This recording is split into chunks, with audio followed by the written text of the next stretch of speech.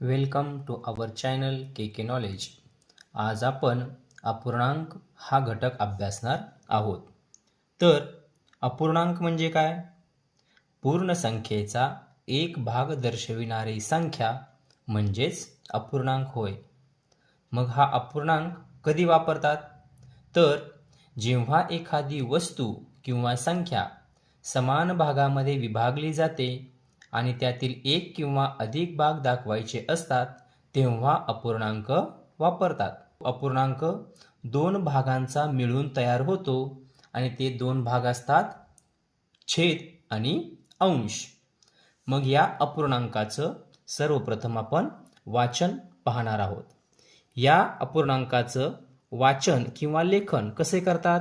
तर उदाहरणादाखल घ्यायचे झाले तर 4 भागापैकी 2 भाग, यामध्ये जर आपण हा 2 पाहिला तर तो 2 असतो अंश आणि हा 4 जो आहे तो आहे छेद. मग ह्याचं वाचन कसं करायचं? या अपूर्णांकाचं वाचन करतात 2 अंश छेद 4 किंवा 2/4. आणखीन एक उदाहरण पाहूयात. 12/15 म्हणजेच काय? अंश 12 आहे तर छेद या ठिकाणी 15 आहे. 15 एकूण भाग आहेत. त्या 15 भागापैकी 12 भाग घेतलेले आहेत, दिलेले आहेत किंवा खर्च केलेले आहेत. त्यासाठी हा अपूर्णांक लिहिला जातो.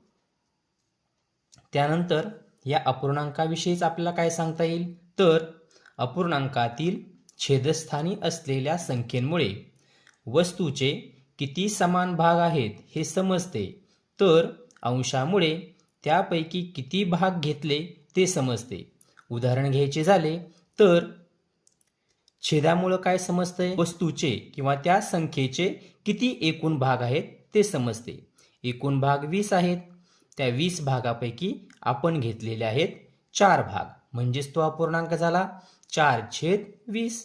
आणखीन एक उदाहरण पाहूयात. एकूण भाग होते 15. त्या 15 भागापैकी आपण खर्च केलेले आहेत 10 भाग, म्हणजेच तो अपूर्णांक काय झालाय? तर 10/15.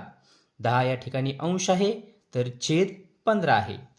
त्यानंतर पुढे तिसरा मुद्दा आहे अपूर्णांकाचा, तो म्हणजे समछेद अपूर्णांक. याचं जे नाव आहे त्या नावामध्येच त्याचा अर्थ आहे. सम म्हणजे सारखे, छेद सारखे छेद असणारा अपूर्णांक, तो काय झाला? तर समछेद अपूर्णांक. उदाहरणार्थ 2/10, 5/10, 9/10. आपण जर या तीनही अपूर्णांकाचा विचार केला तर आपल्या काय लक्षात येईल? या ठिकाणी छेद 10 आहे, या अपूर्णांकाचा पण छेद 10 आहे, तिसऱ्या अपूर्णांकाचा पण छेद 10 आहे. म्हणजेच छेद समान आहे, म्हणून त्या अपूर्णांकाला आपण काय म्हणणार आहोत? तर समछेद अपूर्णांक. मग असाच अजून एक त्या अपूर्णांकाचा प्रकार पडतो, तो म्हणजे भिन्नछेद अपूर्णांक. मग भिन्नछेद अपूर्णांक कोणाला म्हणायचं? समछेद पाहिला पण समानछेद असणारा. मग भिन्नछेद काय होईल? तर भिन्नछेद असणारा अपूर्णांक. उदाहरणार्थ 3/4, 9/5, 7/13. छेद 4 आहे, छेद 5 आहे, छेद 13 आहे. तीनही छेद कसे आहेत? तर वेगवेगळे, म्हणजेच भिन्न आहेत. म्हणजेच हे अपूर्णांक कसे झाले? तर भिन्नछेद अपूर्णांक. अपूर्णांकाचे प्रकार पाहिले, समछेद अपूर्णांक, त्यानंतर पाहिला आहे भिन्नछेद अपूर्णांक. परीक्षेमध्ये आपणास 2, 3, 4 अपूर्णांक दिले जातात आणि मग त्यामधील सर्वात लहान अपूर्णांक कोणता आहे, सर्वात मोठा अपूर्णांक कोणता आहे ते ओळखण्यास सांगितलं जातं. मग अशा वेळेस कोणता अपूर्णांक लहान किंवा कोणता अपूर्णांक मोठा यासाठी काही नियम आहेत. त्या नियमातील पहिला नियम काय आपला पहा, तर छेद समान असताना ज्या अपूर्णांकाचा अंश लहान तो अपूर्णांक लहान असतो. किंवा छेद समान असतानाचा हा नियम आहे. उदाहरणार्थ आपण पाहूयात तर 4/5 आणि 6/5 यामध्ये छेद कसा आहे, समान आहे, 5 5. आणि आपला नियम काय सांगतोय, ज्या अपूर्णांकाचा अंश लहान. आता ह्या दोन्ही अपूर्णांकापैकी कोणाचा अंश लहान आहे, तर ह्या पहिल्या अपूर्णांकाचा 4/5चा अंश 4 हा लहान आहे कोणापेक्षा, तर 6 पेक्षा. म्हणजेच हा अपूर्णांक लहान होतो कोणापेक्षा, दुसऱ्या अपूर्णांकापेक्षा. म्हणजेच 4/5 लहान आहेत 6/5 पेक्षा. आणखीन एक उदाहरण पाहूयात आपण. समजा 10/13 नंतर 5/13 9/13. छेद कसे आहेत, तर समान आहेत. मग जर समान छेद असतील तर ज्या अपूर्णांकाचा अंश लहान तो अपूर्णांक लहान. मग यामध्ये कोण लहान आहे, 10 लहान आहेत, 5 लहान आहेत की 9 लहान आहेत, मग ते आहेत 5 लहान. म्हणजेच या दोन्ही अपूर्णांकापेक्षा 5/13 हा अपूर्णांक लहान होतो किंवा असतो. हे झालं आपला छेद समान असताना. परंतु छेद समान नाहीयेत, परंतु अंश समान आहेत. तर मग तो नियम काय सांगतो पहा, याच्या उलट आहे तो. जर अंश समान असताना ज्या अपूर्णांकाचा छेद लहान तो अपूर्णांक मोठा असतो. आपण वरती पाहिलं, काय पाहिलं, अंश लहान अपूर्णांक लहान. परंतु या ठिकाणी मात्र जर छेद लहान असेल तर तो अपूर्णांक होतो मोठा. कधी, अंश समान असताना. मग आपण उदाहरणादाखल पाहूयात. समजा 4/13 4/12 4/9. काय आहे या ठिकाणी, अंश 4 आहे, अंश 4 आहे, अंश 4 आहे. म्हणजे अंश कसा आहे, समान आहे. मग आपला नियम काय सांगतोय, ज्या अपूर्णांकाचा छेद लहान तो अपूर्णांक मोठा. मग आता इथे छेदाचा विचार करायचा आहे. 13 लहान, 12 लहान की 9 लहान. मग या तिन्हींमध्ये लहान कोण आहे, तर 9 आहे. म्हणजेच हा अपूर्णांक मोठा होतो. कसा होतो, मोठा. कोणापेक्षा, इतर अपूर्णांकांच्या तुलनेत. म्हणजेच आपला नियम काय सांगतो, जर अपूर्णांकाचा अंश समान असेल तर ज्या अपूर्णांकाचा छेद लहान तो अपूर्णांक मोठा होतो.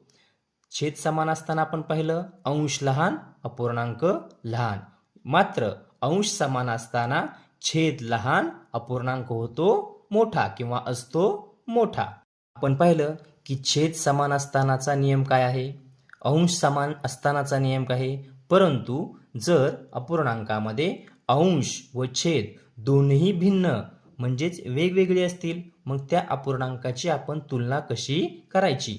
या ठिकाणी आपण दोन अपूर्णांक घेतलेले आहेत, 3/4 आणि 5/6. आता ह्या दोघांमधील लहान किंवा मोठा कोण आहे. आता ह्या दोघांचे छेद पण समान नाही आहेत आणि अंश सुद्धा समान नाही आहेत. मग यावेळेस आपण काय करणं अपेक्षित आहे, तर या अपूर्णांकाचे छेद समान करून घ्यायचे. मग 4 आणि 6 हे समान केव्हा होतील, तर त्या दोघांनी जर एकमेकांना गुणलं. म्हणजेच 3/4 ला आपण 6 ने गुणलं आणि 5/6 ला आपण 4 ने गुणलं, तर त्यांचा छेद कसा होणार आहे, समान होणार आहे. आणि मग छेद समान झाला की आपण सांगू शकतो, ज्या अपूर्णांकाचा अंश लहान तो अपूर्णांक लहान. आपण करून पाहूयात. मग या ठिकाणी काय करायचंय, 3/6 आपण छेदाला गुणतोय, म्हणजेच अंशाला सुद्धा गुणलं पाहिजे. छेद 4/6 आणि इकडे कसं कुणी गुणणार आहोत, 5/6 ला, तर याच्या छेदाने म्हणजेच 4 ने गुणिले 4. यांचा गुणाकार काय येणार आहे, 3 × 18 आणि 6 × 24. 5 × 20 आणि 6 × 24. आता इथे पहा, छेद 24/24. मग आपला नियम माहिती आहे आपल्याला काय, तर छेद समान असताना ज्या अपूर्णांकाचा अंश लहान तो अपूर्णांक लहान असतो. मग ह्या दोघांमध्ये कोणता अंश लहान आहे, तर 18 लहान आहे.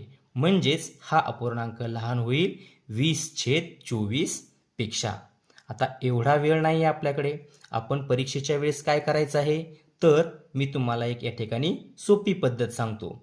आता 18/24 म्हणजेच आपला कोणता अपूर्णांक आलेला आहे तर 3/4 लहान आहे कोणापेक्षा 5/6 पेक्षा.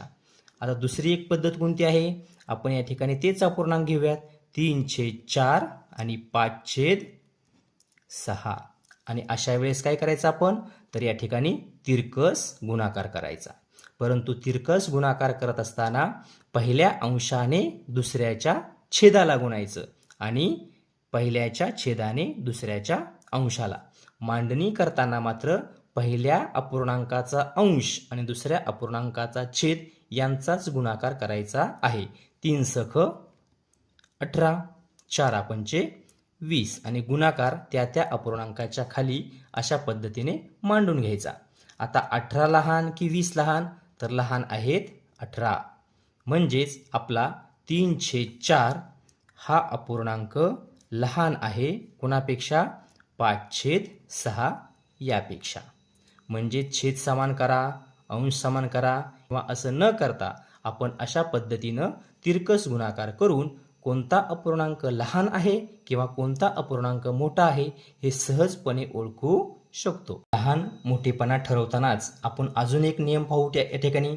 तर तो नियम काय आहे तर समच्छेद अपूर्णांकामधील अंशाचा जो चढता व उतरता क्रम असतो तोच चढता व उतरता क्रम अपूर्णांकाचा देखील असतो. कधी तर समच्छेद असताना. मग समच्छेद म्हणजेच काय उदाहरणादाखल पाहूयात. 2/8 4/8 1/8 10/8. आता छेद कसे आहेत समान आहेत 8 8 8 8. मग यांचा लहान मोठेपणा किंवा चढता क्रम किंवा उतरता क्रम कसा होईल तर काय सांगतोय आपला नियम तर अंशाचा जो चढता किंवा उतरता क्रम आहे तोच चढता किंवा उतरता क्रम कोणाचा असतो त्या अपूर्णांकाचा. मग आपण अंशाचा विचार केला चढता क्रम लावताना काय लावू शकतो 1 नंतर काय येईल 2 पुढे 4 नंतर येईल 10 आणि ह्या सर्वांचा छेद काय आहे 8 8 8 8. हा झाला त्याचा चढता क्रम.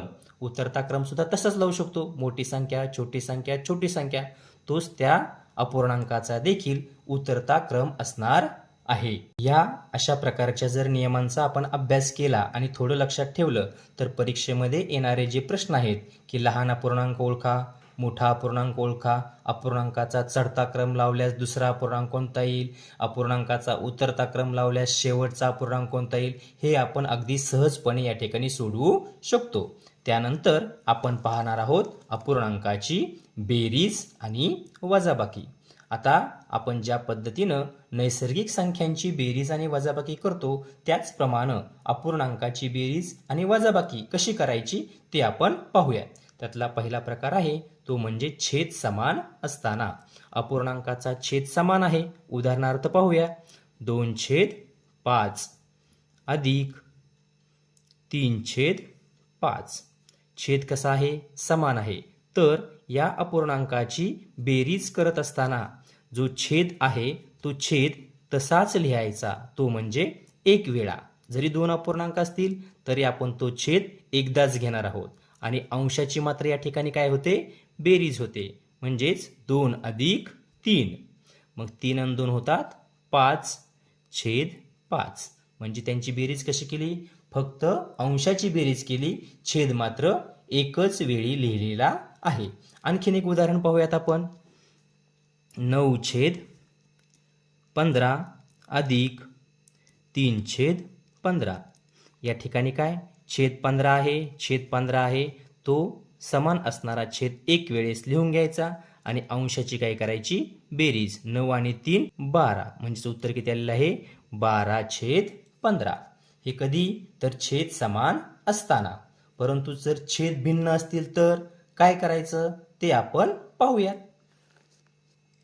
उदाहरण घेऊया 2/5 अधिक 3/4.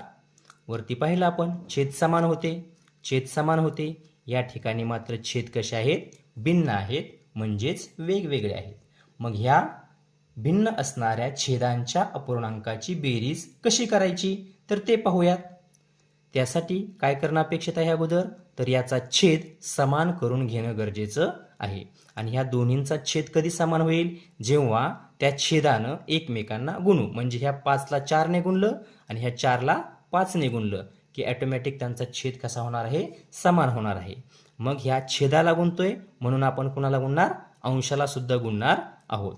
मग काय करायचं, हा अपूर्णांक असाच लिहून घ्यायचा, दुसऱ्याच्या छेदाने त्याला गुणायचं. गुणिले 4 गुणिले 4 अधिक 3 गुणिले किती येईल, दुसऱ्या अपूर्णांकाचा छेद 5 त्याने गुणायचं आहे. 4 गुणिले 5 किती आलं, 4 दुने 8 छेद 5 चोक 20 आणि 5 त्रिक 15 छेद 5 चोक 20 किती आलाय, छेद 20. किती आला, छेद 20. म्हणजे छेद काय झाला, समान झाला. म्हणजे जरी छेद भिन्न असला तरी तो छेद आपल्याला काय करावं लागणार आहे अगोदर, तर सारखा करून घेणं गरजेचं आहे. आणि मग त्यानंतर बेरीज करणार. आपण कशी बेरीज करणार आहोत, तर जो छेद समान आहे त्या दोन छेदांपैकी एक दास लिहायचा आणि 15 आणि 8 किती झाले, तर 23. म्हणजेच उत्तर किती आलेलं आहे, 23/20. आपण बेरीज पाहिली कधी, छेद समान असताना. वजाबाकी देखील त्याच पद्धतीने करायची आहे. कशी ती पाहूया. उदाहरणार्थ 10/15 वजा 9/15. छेद कसा आहे, तर समान आहे. किती आहे, 15 आहे. तो 15 छेद तसाच लिहून घ्यायचा आणि अंशाची मात्र वजाबाकी करायची. किती आहे पहिल्याचा अंश, 10 वजा 9. 10 मधून 9 गेले, 1/15. हे झालं छेद समान असताना. भिन्न छेद असताना काय करणं अपेक्षित आहे, मगाशी आपण बेरजेच्या वेळेस पाहिलं त्याच पद्धतीनं त्यांचा अगोदर छेद समान करून घ्यायचा आणि त्यानंतर अंशाची वजाबाकी आणि दोन छेदांपैकी एक छेद त्या ठिकाणी लिहिणं गरजेचं आहे. अपूर्णांकाची बेरीज कशी करायची, वजाबाकी करायची ते आपण पाहिलेलं आहे. आता अपूर्णांकाचा गुणाकार आणि भागाकार कशा पद्धतीने करायचा ते आपण या ठिकाणी पाहूयात. पहिलं उदाहरण घेऊयात. 3/4 गुणिले 9/3. दोन्ही अपूर्णांक आहेत. गुणाकार करताना किंवा भागाकार करताना या ठिकाणी तो अपूर्णांक समछेद आहे का भिन्नछेद आहे याच्याशी काही घेणं देणं नसतं. तर मग काय करायचं अशा वेळेस, या ठिकाणी मात्र आपण ह्या अपूर्णांकाचा गुणाकार करत असताना अंशाचा गुणाकार करायचा आणि छेदाचा. म्हणजेच काय होईल या ठिकाणी, 3 गुणिले 9 छेद 4 गुणिले 3. 9 त्रिक 27 छेद 4 त्रिक 12. अशा पद्धतीनं. परंतु जर पर्यायामध्ये असं उत्तर नसेल तर त्याला संक्षिप्त रूप देऊन सुद्धा पर्याय दिले जातात. आपण जर विचार केला, या ठिकाणी ह्या 3ला हा 3 जाऊ शकतो. 3ला 3 गेले, राहिले 9/4. किंवा या ठिकाणी सुद्धा आपण जर 3ने भाग दिला, 3 9 27 आणि 3 चोक 12. म्हणजेच उत्तर किती आहे, 9/4. काय केलं आपण, अंशाचा गुणाकार केला, छेदाचा. जर संक्षिप्त रूप दिलं तर त्या ठिकाणी आपण नवीन अपूर्णांक तयार होऊ शकतो की ज्याची किंमत तीच असते, फक्त त्याचं रूप मात्र संक्षिप्त रूप असतं. आता अपूर्णांकाचा भागाकार उदाहरणार्थ पाहूयात. 2/4 भागिले 3/2. चिन्ह कोणतं आहे, भागाकाराचं. मग ह्या भागाकाराच्या चिन्हाचा किंवा ह्या अपूर्णांकाचा भागाकार कसा करायचा, तर भागिले म्हणजेच उलटून गुणिले होतं. म्हणजेच उदाहरणार्थ पहा, हा अपूर्णांक तसाच लिहून घ्यायचा, 2/4. आता ह्या भागाकाराचं रूपांतर आपल्याला गुणाकारामध्ये करायचं आहे. मग तो गुणाकार कसा होतो, तर गुणिले, उलटून गुणिले म्हणजे काय, छेदाचा होतो अंश आणि अंशाचा होतो छेद. मग काय होणार आहे, 3/2 आहे, त्याचं होईल गुणिले 2/3. आणि आपण वरच्याच उदाहरणामध्ये पाहिलेलं आहे की अपूर्णांकाचा गुणाकार कशा पद्धतीनं करायचा. तुम्ही या ठिकाणी संक्षिप्त रूप देऊ शकता किंवा अंशाचा गुणाकार आणि छेदाचा गुणाकार करू शकता. 2 दुने 4, 4 त्रिक 12. याला तुम्ही संक्षिप्त रूप द्या परत. बे दुने 4, बे सखी 12. अजून भाग जातोय. बे एके बे, बे त्रिक 6. या ठिकाणी सुद्धा भाग गेला असता बघा. बे एके बे, बे दुने 4. 2 ला 2 गेले, राहिलं होतं 1/3. या ठिकाणी पण आपलं किती आलेलं आहे? 1/3 हेच उत्तर आलेलं आहे. तर अशा पद्धतीनं आपण अपूर्णांकाचा गुणाकार आणि भागाकार करू शकतो. भागाकार करत असताना पुढचा जो अपूर्णांक आहे तो उलटून गुणिले रूपामध्ये मांडणं गरजेचं आहे. तर अशा प्रकारे आज आपण अपूर्णांक म्हणजे काय, अपूर्णांकाचं वाचन, समच्छेद अपूर्णांक, भिन्नच्छेद अपूर्णांक, अपूर्णांकाचा लहान मोठेपणा आणि त्याची तुलना, त्यानंतर अपूर्णांकाची बेरीज, वजाबाकी, अपूर्णांकाचा गुणाकार, भागाकार हा भाग अभ्यासलेला आहे. धन्यवाद.